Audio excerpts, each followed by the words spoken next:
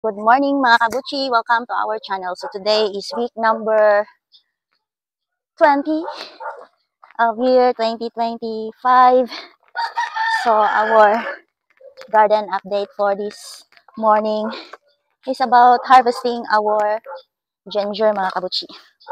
So let's start harvesting this one mga kabuchi, no? Pero daghan man siya. We will just replant this mga kabuchi. Oh. Diri lang sa ato ang harveston di. So, let's begin harvesting our ginger mga kabuchi. So, ginger is suitable in this area mga kabuchi because it doesn't require a lot of sunlight mga kabuchi.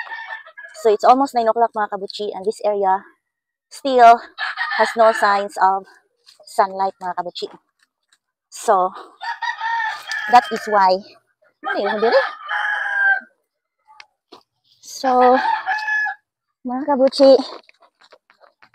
we will be harvesting our ginger.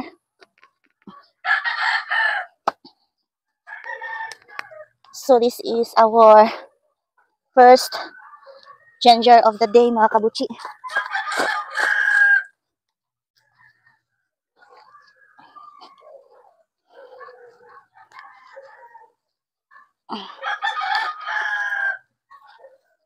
So, here mga kabuchi, our first ginger. So, this one mga kabuchi, ato lang yung i-replant. We will replant some of the ginger. So, we will do replanting mga kabuchi later. So, we will choose which part to replant and which part is not mga kabuchi. So, I don't have much space na mga kabuchi. So, maybe I'm gonna use that other side mga kabuchi. So, additional ginger. Okay. There. So, again mga kabuchi. Let's try this ginger mga kabuchi. Ano siya? Second plant to harvest. Lo. What is yung ulo? Lo. Yung tabunan dahil ako mga kabuchi mo. Wala na ako na-identify ang punuan sa ginger.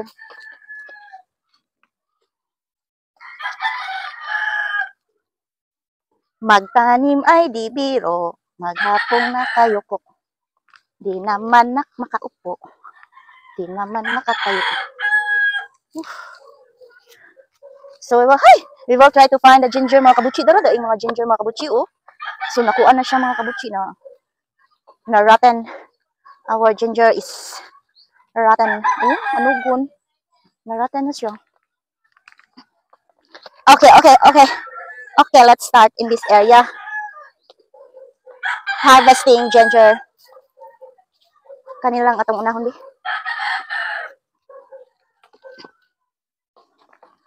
So, mga kabuchi,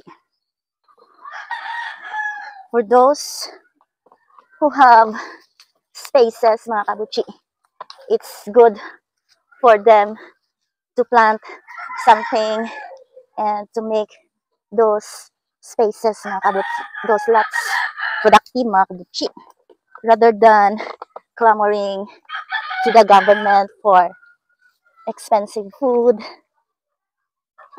So we better save ourselves by planting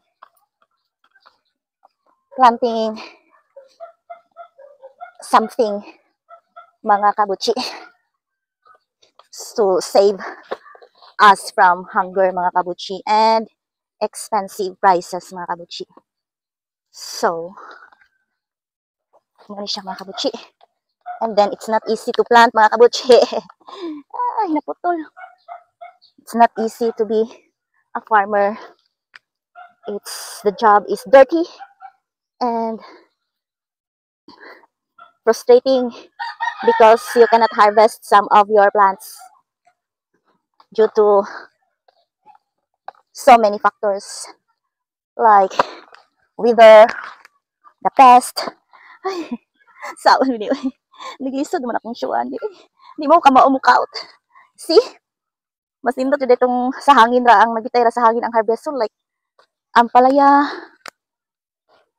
kay easy ra, pero ginger na, di ni easy, very difficult. La. Very difficult ng ginger mga kabutsi. Di lalim mag-count di ay. Halak ka. Sana ni atong show mga kabutsi. Masayon pa ang mag-plant. It is easier to plant ginger than to harvest ginger.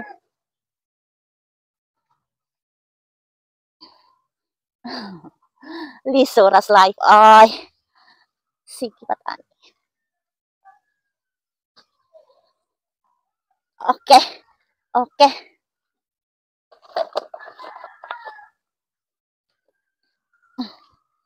Barahon na iguro ni mga kabutsi, no? Yan madala garden pork. Pero hapit na ni. We're almost there. Think positive. Think positive lang, Jud. Ta. Kuno. Hi. Oh, ha?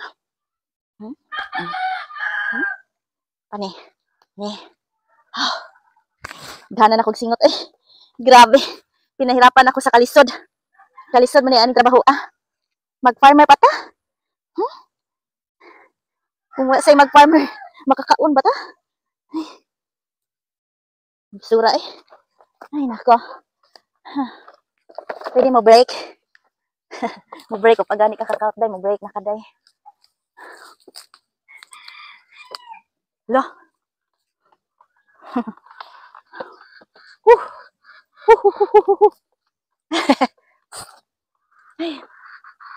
Usa jud ni siya kapunuan. Very difficult mga kabutsi. Murag ni jud siya bara di kabra.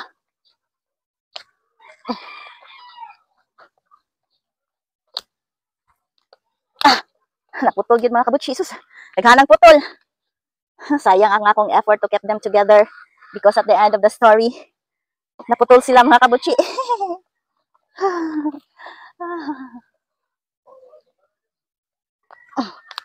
There you go.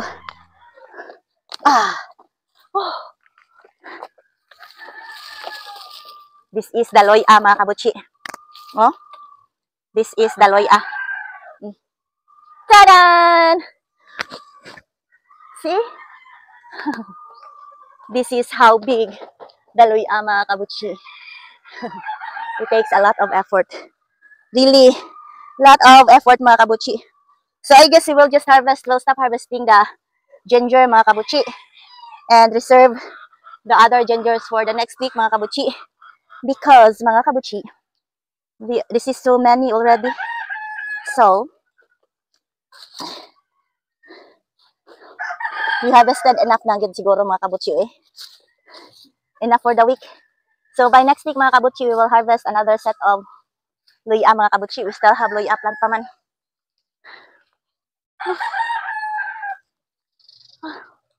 Okay. So I think the next thing to do mga kabutsi is to get a knife mga kabutsi.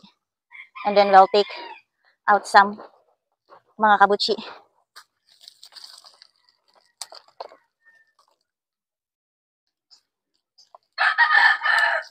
No? Okay mga kabutsi. My sister is sick mga kabutsi. So I will be the one to decide what to plant and what not to plant. Okay. Good, diba? My mic is no longer working mga kabutsi. So, voice over lang sa takaron. So, if you notice mga kabutsi, what I did is only to remove the roots mga kabutsi and soil mga kabutsi from the rhizomes mga kabutsi. So, our plan is to use this loya in our everyday cooking activities in our kitchen mga kabutsi. Maybe my sister can share some of the rhizomes to our neighbors and to my sisters mga kabutsi. It's good to have ginger mga kabutsi when you are cooking fish mga kabutsi because it will remove those smell of the fish mga kabutsi, and it will make your dish very smell good mga kabuchi, and also it will enhance the taste of your dishes mga kabuchi, especially when you are cooking tinola.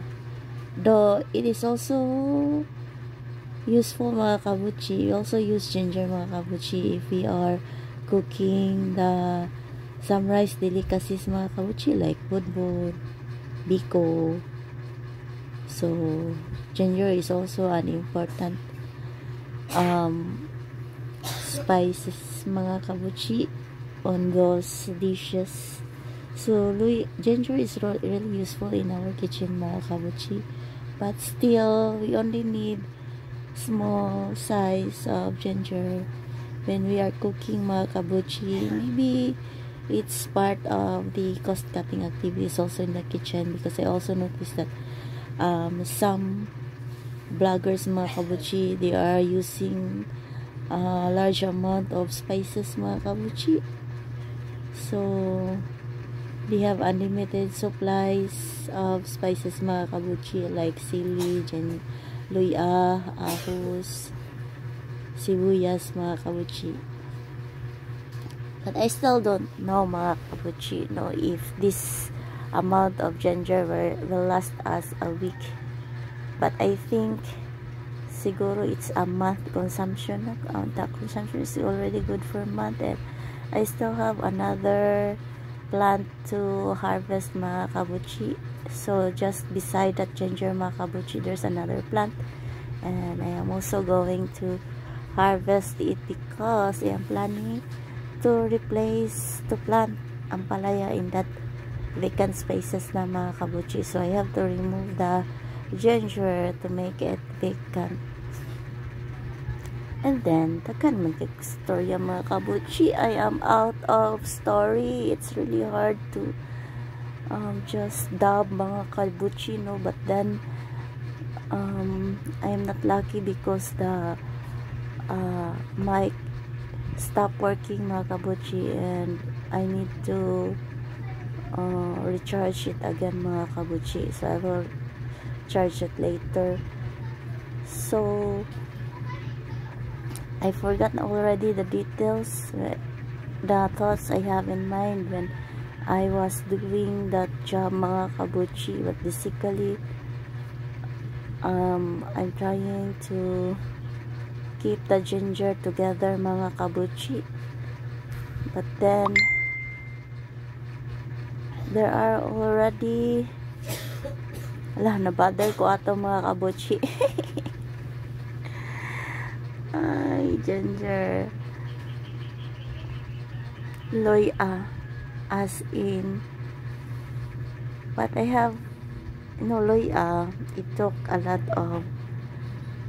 months mga kabuchi. It took a year for me to harvest that loya mga kabuchi. So if I'm going to plant it in my garden, that means that I am only going to have a harvest once a year mga kabuchi, and I feel that it's gonna be boring mga kabuchi, because every week I will just show you around on my ginger. So I have almost all corner of my garden mga kabuchi is already planted with ginger, but I need also to plant some other variety mga kabuchi to make my weekly activity alive. Right now I am planting the beans right across that ginger mga kabuchi. And then I don't know if ginger and beans are compatible with each other. What do you think? So while I am busy discovering the relationship of the rhizomes mga kabuchi, I am quite amazed mga kabuchi with the amount of harvest I've got just from a single plant. But then if you think of the time that I that the plants spent in my garden, mga kabuchi. More than 12 months, more than a year of harvest. So it is just right for the ginger to be that so many, mga kabuchi. So I hope that the ginger, mga kabuchi, will last for a month at least, no? And some parts of the ginger, mga kabuchi, are young and they will not be able to be stored for more than a month. They will be rotten, mga kabuchi. But the mature ginger, mga kabuchi, it can be stored for a longer time. So actually, after that sorting activity, mga kabuchi, I did get so many seedlings out from that harvest, mga kabuchi, that I had to find some other areas, mga kabuchi. I already planted some of the ginger, mga kabuchi, underneath our giant philodendrons, mga kabuchi, under the avocado tree, but I don't know if they will survive, mga kabuchi, because, well, the place where I am planting them, mga kabuchi, it's all leaves, mga kabuchi. But then I am crossing my fingers if they will survive under those philodendrons, mga kabuchi, then well and good. Anyway, I already had a lot of gingers, mga kabuchi, planted inside my garden. So I'm done sorting now, mga kabuchi, finally. After it took me, I think, around 30 minutes, mga kabuchi. This is the end of our video. Thank you for watching. Bye-bye. Bye. Okay.